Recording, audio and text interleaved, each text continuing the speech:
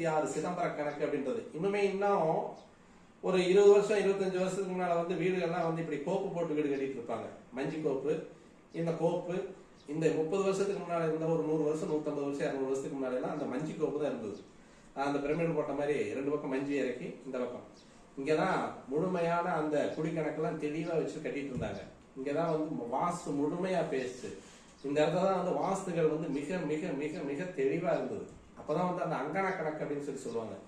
அங்கன கணக்கு அப்படின்னு சொல்லக்கூடியது ஒரு அங்கனன்றது வந்து 6 அடி.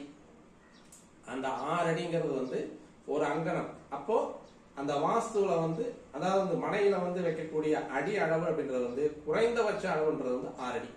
அது கீழே வைக்க மாட்டாங்க. அது கீழே 5 அடியோ 4 அடியோ 3 அடியோ 2 அடியோ அது வந்து அளவுக்கு வராது. அப்ப அந்த அளவு அப்படின்னு சொல்லக்கூடியது ஒரு அங்கனம் அப்படின்றது வந்து 6 அடி. அதுல வந்து 1 3 5 7 அங்கனத்துக்கு ஒருத்தர் வீடு கட்டி இருந்தாலும் மிகப்பெரிய மிராசர்.